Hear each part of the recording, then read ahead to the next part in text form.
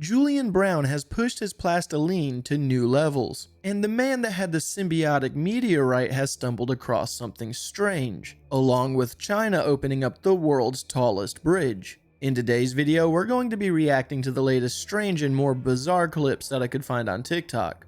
Let's get into it. So if you ever get a phone call from your own number, whatever you do, do not answer it. This is a terrifying phenomenon known as spoofing. A lot about this, but they definitely should, so make sure you share this video. So hackers can actually hijack your phone caller ID and make it look like someone is calling you from your own number. Now, it doesn't seem that weird, and you'd probably think, well, I'm just going to answer it. It's probably a prank call, or like, how's someone done this? But it's very bad. Do not pick up. When you pick up that line, you're basically confirming to these hackers that that line is active and it's worth following. So what they will then start doing is targeting you in different ways, such as through emails or text messages, sending you links which you basically have to open. They then know that you are on that phone number, so they can target you in different ways by finding out about you as a person and then targeting you with that information. One of the scariest parts is though, people who did answer this phone call reported hearing very strange things over the line, as some of these hackers now have ways of putting like robotic or creepy voices there to basically terrify these people into doing what they say. We all know about these weird emails that are obviously fake. You click on the domain and it's like, oh, it's not actually come from me. But as I say, with these phone calls, it's a lot harder to actually tell. But if you do get one, just do not answer it, whatever you do, because it will make things far worse. If I seen that it was my number, it would immediately go to the block list. Now, I've never had this happen to me, but I do have a lot of spam calls and other kind of telemarketers that try to go through that I just keep blocking. But definitely be aware out there, because there's some people that fall for it for sure.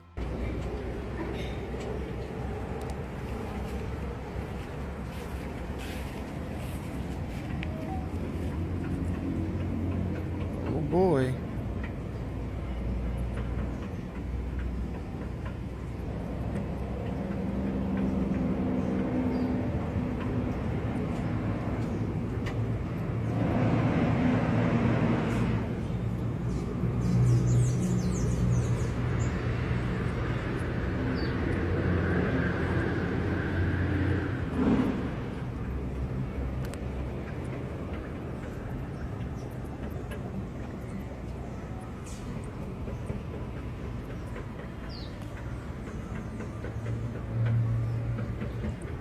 Just so you understand what's going on here exactly, this is the guy that had the meteorite that turned symbiote that he released at some place randomly. This is one of his newer videos now where he's apparently got a hole in his yard and it's seeping black ooze and it's moving a little bit. I was curious to see what he was going to do next. It looks like the story is going to continue. Guys, we may have just witnessed history. Yesterday, 22-year-old inventor Julian Brown ran the first ever muscle car on plastiline. His 110-octane gasoline he converted from plastic waste. As the live stream from Atlanta showed, he turned on the car to demonstrate there was no fuel inside. And sure enough, it didn't start. He then filled the car with a canister of plastiline, pressed the button, and the rest is history.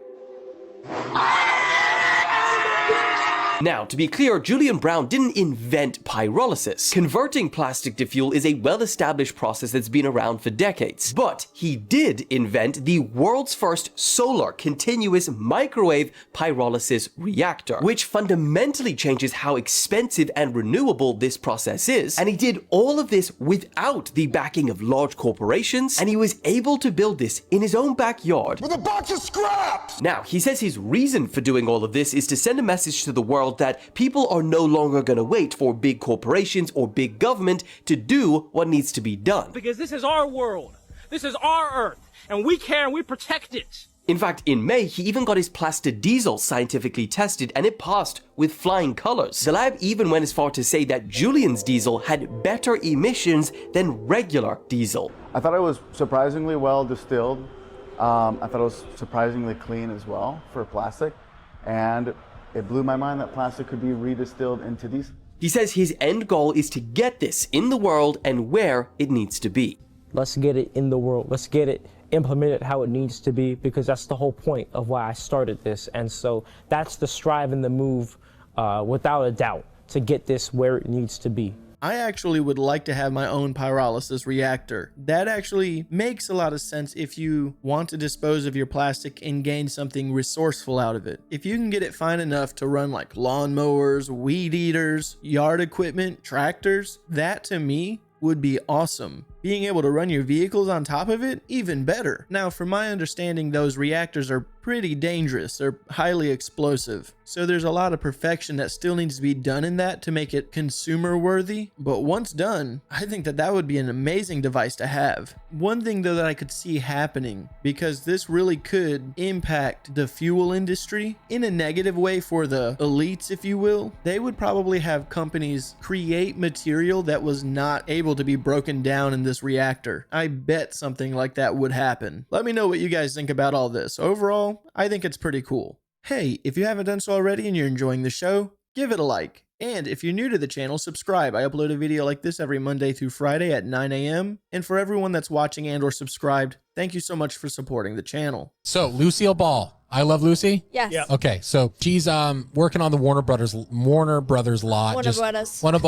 lot. She's there working. They're getting done filming. She goes and gets some dental work done. She goes back to the lot and she keeps hearing all the time while she's there, while she's driving. She keeps hearing this like just like vibration almost in her jaw, and it keeps happening. Every time she goes back to the Warner Brothers lot, every time she's driving in her car, and she's like, this sounds like Morse code or something, because it's like keeps tapping. She goes and she talks to the people at the lot. She says, there must be something going on. And it turns out they look into it, and underneath the ground is a secret Japanese radio station. What the heck? What? Spies. Legitimate Japanese spies that were underground at a radio station. So they were literally doing Morse code. She recognized it and literally reported it, and they busted these guys. No way. It's That's the nuts. craziest I don't story. trust your I stories know after anymore. last. No, 100%. I've heard the story before, so I had to look into it, and it's an undetermined story. But apparently, she had temporary lead fillings in her teeth, and one evening while she was driving home, she began to hear rhythmic tapping like Morse code coming from her teeth. She stopped her car, and by backing up, she found the signal grew stronger and vibrated her jaw. I feel like if this was a true story, with someone as famous as Lucille Ball, it would be a well-known fact and not a unverified story. It's a fun one though, nonetheless.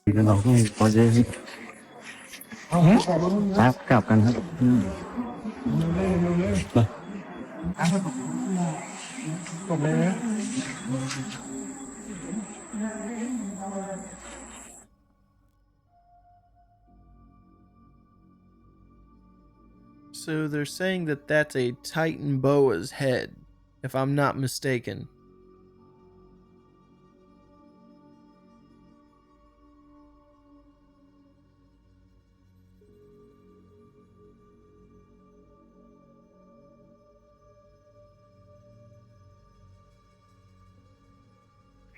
That's supposedly a part of its body.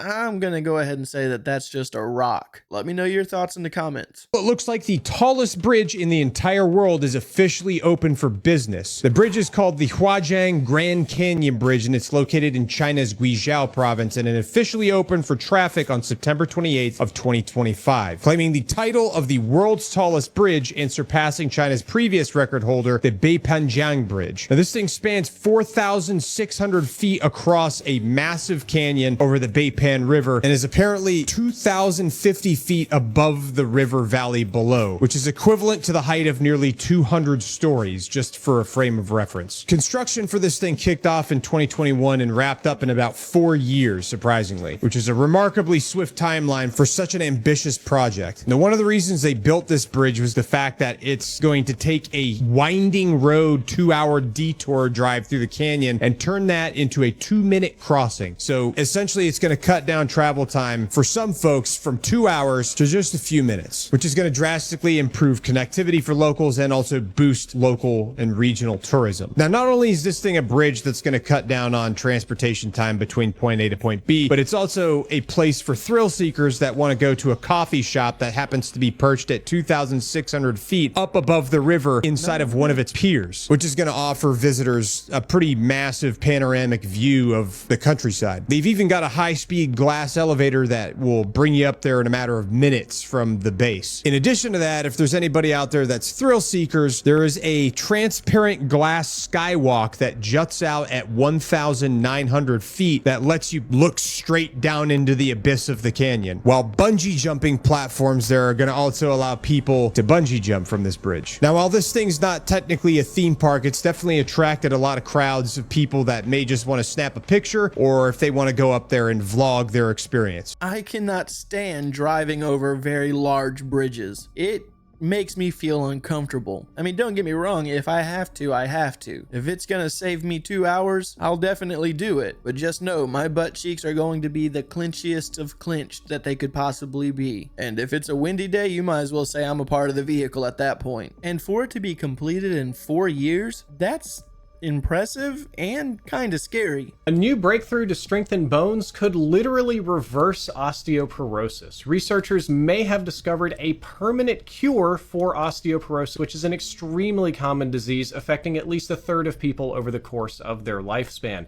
In case you're unfamiliar, osteoporosis is thin or weak or porous bones, much like those pictured above, and the most extreme example of this is Samuel L. Jackson's character in the movie Glass, whose bones are so weak and so brittle that they are akin to glass. They break easily and they don't heal very well. Well, scientists at the University of Leipzig in Germany and Shandong in China have identified a new cell receptor, GPR133, as being crucial to bone density via bone-building cells called osteoblasts. And variations in this gene have been linked to poor bone density in the past, but what's fascinating is that the team decided to run tests on mice, both healthy ones and ones where the gene was absent, and then see if they could activate this gene using a chemical substance called AP503. AP503 was only recently identified via a computer-assisted screen as a stimulator of the GPR133 gene. What they were able to do when stimulating this gene with that particular substance is increase bone density in both healthy and osteoporotic mice. So some of these poor little guys got genetically engineered to have weak bones from birth. They were significantly improved by the addition of this substance to their body, and they had a control group of healthy mice who also got stronger and healthier bones through the addition of that substance, because that substance seems to stimulate healthy osteoblasts to do their job.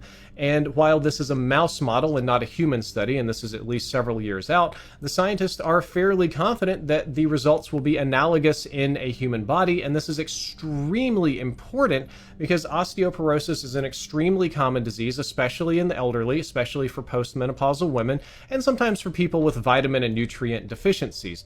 Nobody wants to have glass bones. That's not fun. So having a literal, actual, permanent cure for that with a non-harmful substance that for the most part naturally biologically stimulates the bone growth process is a major breakthrough. So many of you young people watching this video now might not care, but when you're 70, you are going to owe these scientists a whole lot of gratitude. There's a comment to this video that brings up a great point. If this ever gets perfected, bodybuilders are going to be on a whole nother level. They already have a problem with steroid use. Imagine what they're going to do if they can make their bones even more dense. The logic to that, stronger bones can hold more muscle. More bone. More mile! But overall, really interesting, and I could see this working very well. Hopefully we can get a lot of elderly people feeling better.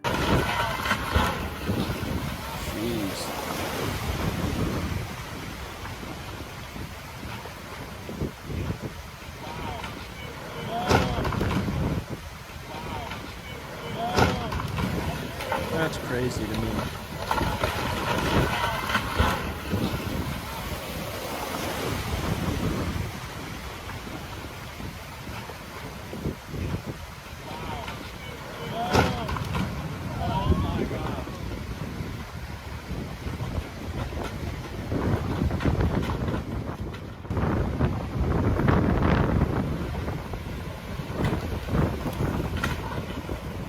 It blows my mind that there's houses out there that are that size just in the water. Who in their right mind would want to live literally on top of the water like that? I'm sorry these people have lost their home, but hopefully they had insurance that could cover this. There is only one thing the internet cares about right now. Did the frog survive? Now, what you were seeing is a protest outside the front of the ICE headquarters in Portland, Oregon on Friday. And one individual that turned up is the anti-fascist frog, as they're known on TikTok. But when things start getting a little rowdy and people are getting arrested, the frog tries to help one of them up. As he does this, one of the ICE agents has the bright idea to try and pepper spray inside the breathing valve of the suit. Now, unfortunately, the video ends before we know what happened next. But people in the comments were furious, saying things like, that's not even funny, he could have suffocated, and that it was even attempted murder caught on video. Now, I have reached out to the frog to see what happened to them after this clip, but there are currently 2 more protesters that are currently seeking legal advice about being pepper sprayed that night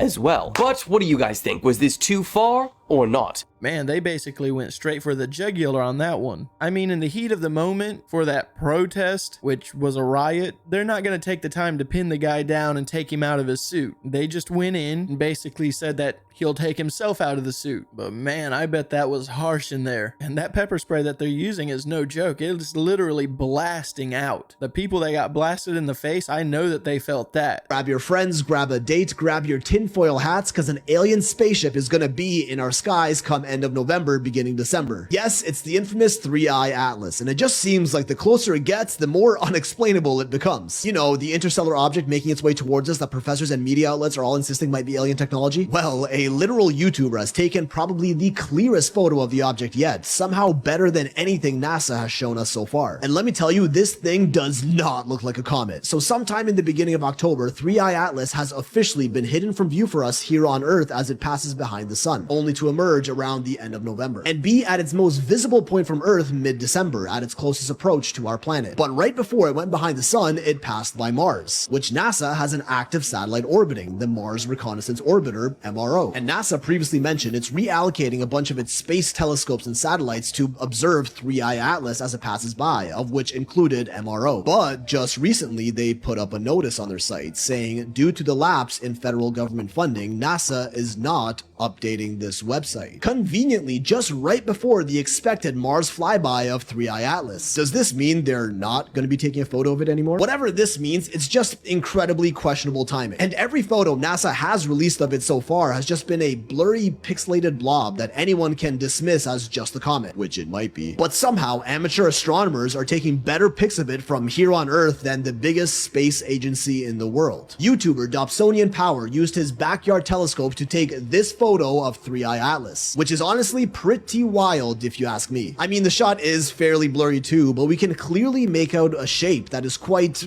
angular, maybe even somewhat, I don't know, triangle shaped.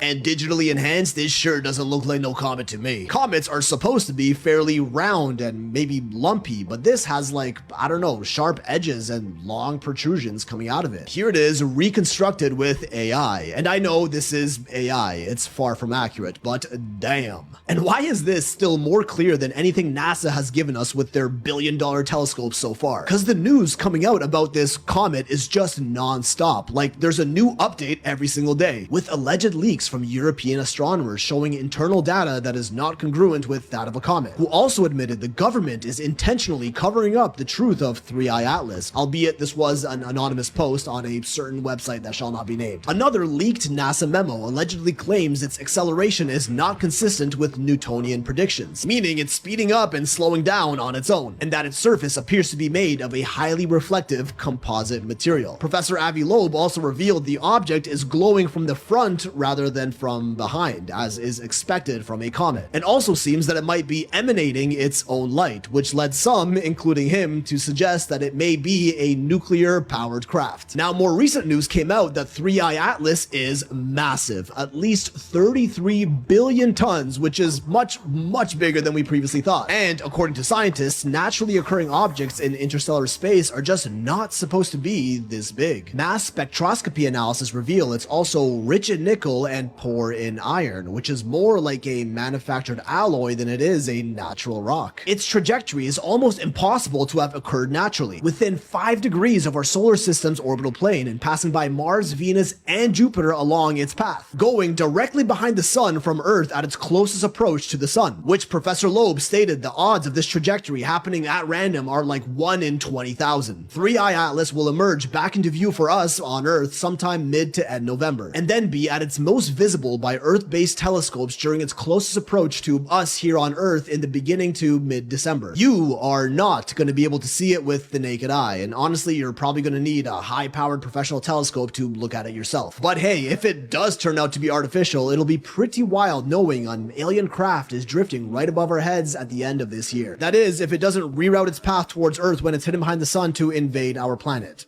Yeah, let's hope not. You mean to tell me with no funding that NASA, with the billions of dollars that they get every year, cannot continue to update their website? And for that guy to take that shot of that anomaly, if you will, great job. I would love to have a telescope like that, but you're talking about like a $50,000 telescope. But for him to capture what he has captured, bravo to that guy. But me personally, I just believe it to be a very large asteroid just flying on by. Only time will tell though. This is the best time to use your phone, which is between the hours of noon to 2 p.m. because there are light sensitive cells in your eyes that are actually looking for blue light around that time in order to sync your circadian rhythm. There's mounting research that to get a better sleep, you need blue light exposure during midday. The best way to get it is to go outside. The midday sun, even on an overcast day, is 10,000 lux, and there are specific cells in your eyes. They're not meant for seeing. They're actually meant to take in the intensity and wavelengths from the sun. And with your rods and cones, send a signal to your brain about syncing your circadian rhythm and biological clock. This midday blue light, which you get from your phone, but again, better to go outside,